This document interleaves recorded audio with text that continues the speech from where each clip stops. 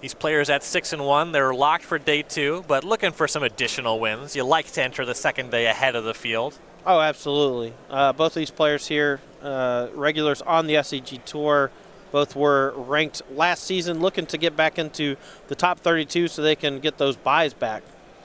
Magalhaes starts out with a Temple of Mystery. For Kiihne, it's a turn 1 Sky Marcher Aspirant. Another Temple for Edgar on the second turn, scries to the top. Swamp is a second land for Kiihne. Looks like a Legion Lieutenant and an attack for 3, Magalhaes to 17. That's an ideal start for Kiihne. He's got his highest power 1-drop, followed by the Lord that pumps it. And if he leads here with a turn 3 Sorin, he's in great shape, but another champion might also be pretty good too. Magalhaes online with turn 3 Forest and the Risen Reef. That finds a Forest. A second Lord for Kiihne, though, and a big attack for 7, Magalhaes to 10. No third land for Kiihne, notably. And here's a Cavalier of Thorns for Magalhaes. First, Risen Reef's going to put a Temple on the battlefield, so he's going to scry before he resolves the Cavalier trigger. Sure. Now, this is actually a pretty great follow-up from Edgar here. Curving that 3 into 5 with the Risen Reef is exactly what he needed to get back in this game. And Kiihne's going to need some big play here on turn 4 if he wants to fight through that large reach creature. The Cavalier finds another Temple. Magalhaes scries the top.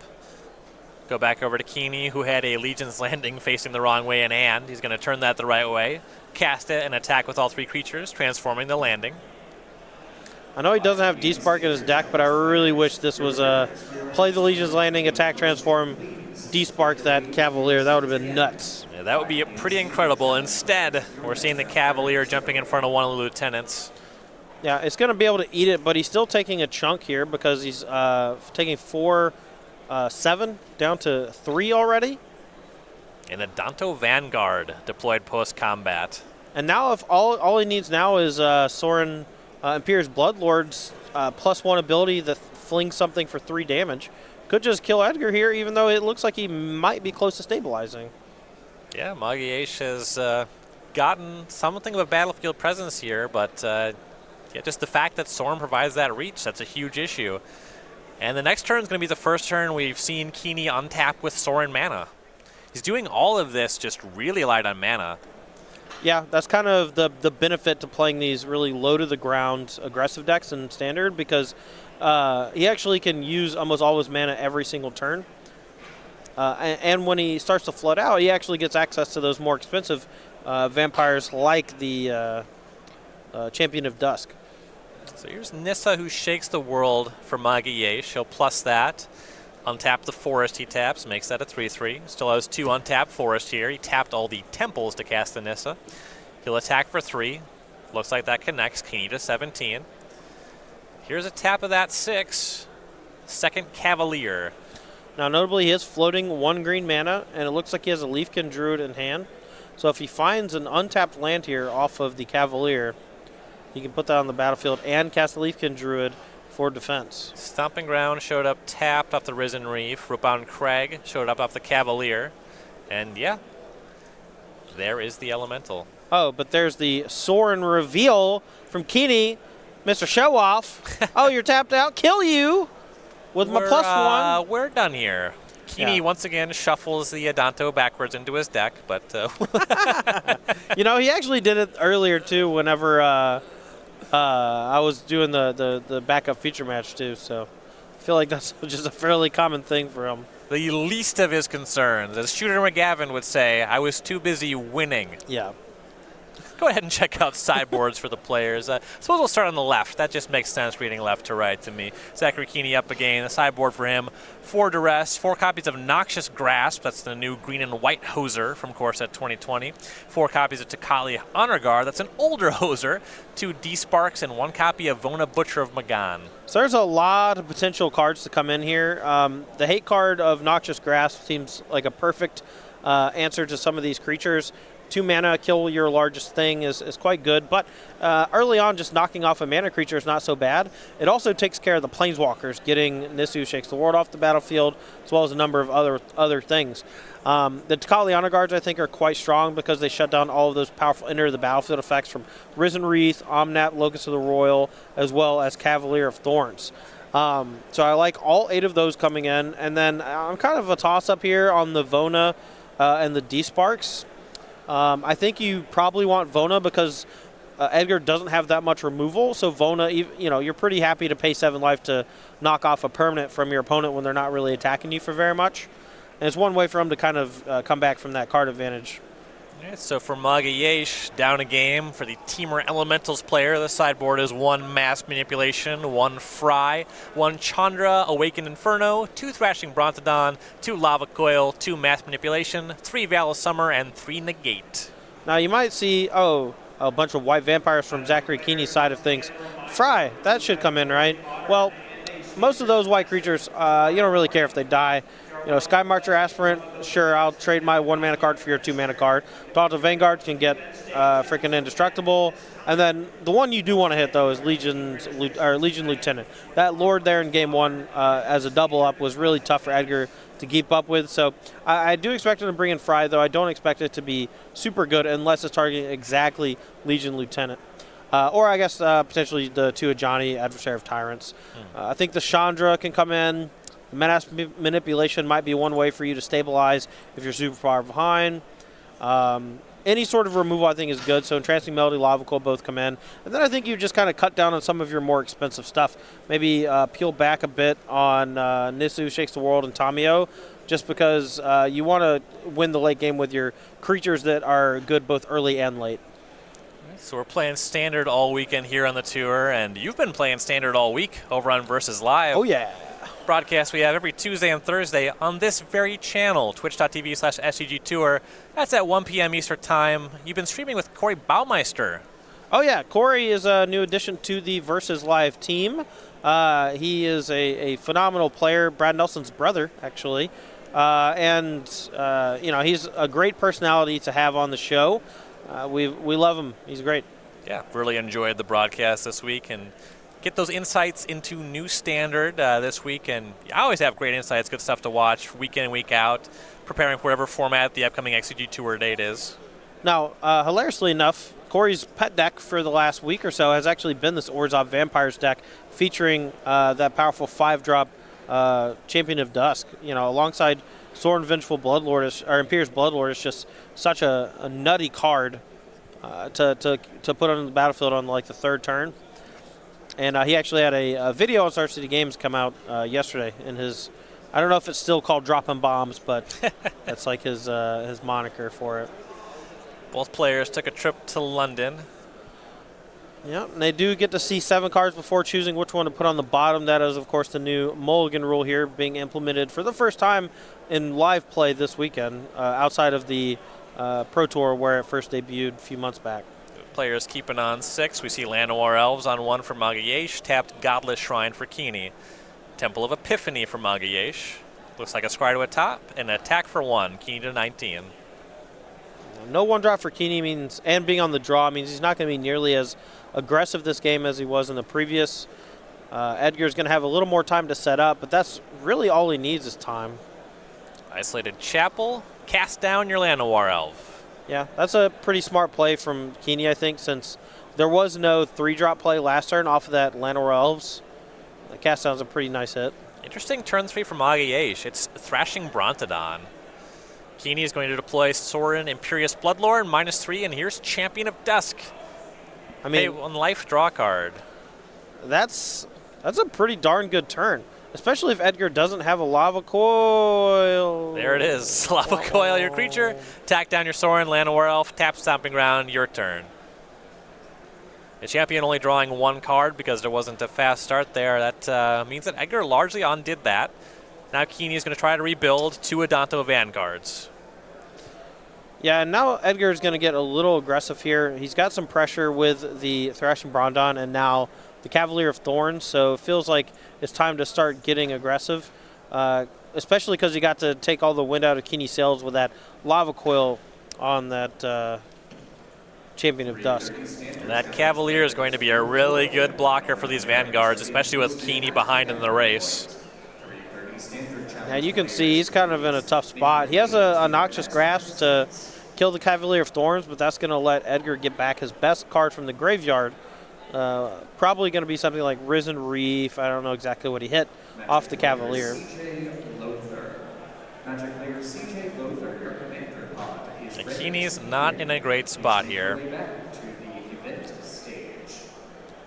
So Sky Marcher Aspirant and a land. Chooses just not to attack.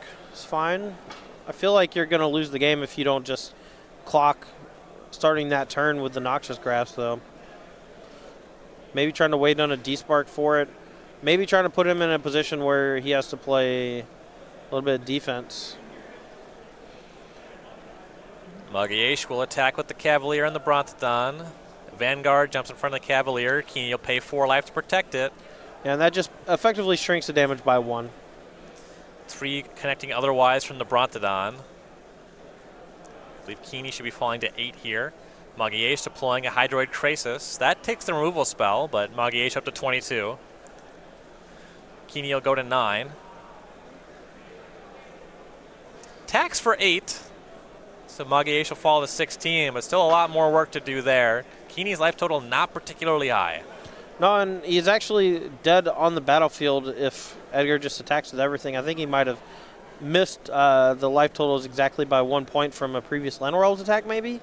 Not really sure what the miscalculation was there. Yeah, doesn't seem like he was really invested in that game, and he fell really far behind really quickly. That Lava Coil turn was kind of devastating for him. Yeah, I mean, but Edgar needed a very specific card in a deck where he's only got access to 4 of that type of effect, and Kiihne just ultimately got really punished there for it. So we're seeing a lot of cards from Core Set 2020 showing up already in Standard and really performing well. So you're going to want to get your hands on some cards from the new set. You can check out some product there. Go to starcitygames.com/M20. Find singles, boosters, bundles, what have you. Yeah, just a ton of really cool products, including like playmats and deck binders and things like that. A lot of really cool art from the new set. The 3 different Chandra arts are all pretty great. My personal favorite is Acolyte of Flame. See one of the singles featured there, Lotus Field. Have you seen the Twiddle Storm deck yet? I mean, I've seen a Twiddle Storm deck about 15 years ago, or whenever Mirrodin first came out, which was about 15 years ago. Yeah, so this is a modern deck. So you play the Grapeshot Storm, Gifts Ungiven, Past in Flames. Instead of mana creatures and rituals, you play various Twiddle variants and Lotus Field. Do you only have Lotus Field? Yes. Do you have Talaria West? You can play it. I think I've seen some builds with Sylvan Scrying. Okay. There's some friends back home that have been Growth Spiral? Tinkering with the deck. The people that I know have added Growth Spiral to the deck. The list that I've seen didn't start with it. This actually sounds great. I'm kind of into it. It's neat. I mean, you get to dodge all the Fatal Pushes and Lightning Bolts that would normally knock off your creatures. I mean, Storm decks in general are pretty hard to interact with. Right, here's another core set heater, Knight of the Ebon Legion for Kiihne on turn 1. It's now attacking. Magalhaes shocked for Llanowar Elf, so he's at 17 now. Big follow-up for Kiihne. He'll shock to deploy a copy of Adanto Vanguard. Yeah, I think he's also going to pay 4 life on the Adanto Vanguard to put a counter on the Knight of Ebon Legion. Oh yeah, the Knight checks any player losing 4 life. So because Kiihne lost 4 life at his end step, the Knight grows. Here's a Risen Reef for Magalhaes, puts a Steam Vents on the table. Go back to Kiihne. Here's an attack with the 2 creatures. It's an attack for 5. There was no land deployed pre-combat, so he's not representing pumping the Knight.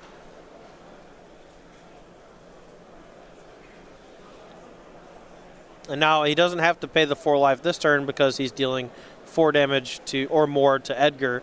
And so it's going to get another counter and a follow-up to Kali Honor Guard. Might be a nail in the coffin. So Magalhaes down to 12. The Knight gets another counter.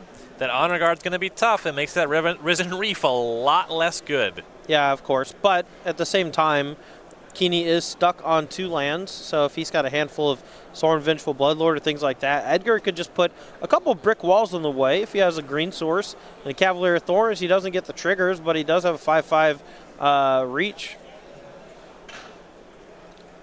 Looks like Lava Coil on the Honor Guard is where he will start. There's a Leafkin Druid. Wanted that trigger off the Risen Reef. Puts a Stomping Ground under the table. Plays Breeding Bull tapped as the land for turn. Now he's considering attacking because I don't think he's going to chump block with the Risen Reef. It declines the attack. Kiihne here starting to sweat because he can't find the 3rd land. Let's see if he can cobble together a victory even though he's a bit short. Yeah, his attacks here still looking pretty good at least. Yeah, I mean 6 coming across at the very least, and Edgar can't do much about it other than chump block. Looks like he has some kind of pre-combat effect. Legion Lieutenant. Looks a little more like 8s to me. Attacks even better. And that Druid's just going to jump in front of the Knight. Yeah, that Knight of the Ebon Legion's actually going to grow still just because the pump from the Lieutenant. And post-combat, another spell. Sky Marcher Aspirant deployed off an Isolated Chapel. I wonder if that was a bait. The way that he, I thought that he didn't have the land because he put his head in his hand for a second. You know, that turn wasn't like a difficult turn, but, you know, it's possible that he just, kind of baited Edgar into chump blocking there. Yeah, things now looking really good for Kiihne. We'll see what Magalhaes can do about it. Untapping with a good amount of mana, 5 lands and a Llanowar Elf. Still has that Risen Reef on the table as well. Yeah, and the Kali Honor Guard is gone, so he does get all of his triggers. Here's Cavalier of Thorns, Risen Reef and Cavalier trigger. First, Risen Reef resolves, puts Temple of Epiphany on. He'll scry to the top. Now we'll see the Cavalier. Puts Hinterland Harbor onto the battlefield. Here's a tap for 2. It's another Leafkin Druid. That'll put a Stomping Ground on the table from the Risen Reef. Yeah, and if he can survive this turn and untap and cast a giant Hydroid Krasis, going to put him in a really good position. But I think Kiihne has a Noxious Grasp. Yeah, there's the 4th land, another Isolated Chapel for Kiihne. 2 cards left over. 8 permanents on the battlefield, rather, so 2 shy of the City's Blessing. Though the Aspirant couldn't fly over the Cavalier anyway, you got to do something about that one. He has 2 removal spells. Isn't the game over? Sure feels like it. Yeah, cast down on the Cavalier. Now Magalhaes is going to think about using that ability. Maybe I'm wrong about the last card in his hand. Maybe it's a Champion of Dusk instead. I thought it was a Noxious Grass, though. But if he has the 2 removal spells, the game's just over. If he blocks the biggest thing, he takes 9 damage. Yeah, that's my understanding. Maybe he's just slow rolling the crap out of Edgar.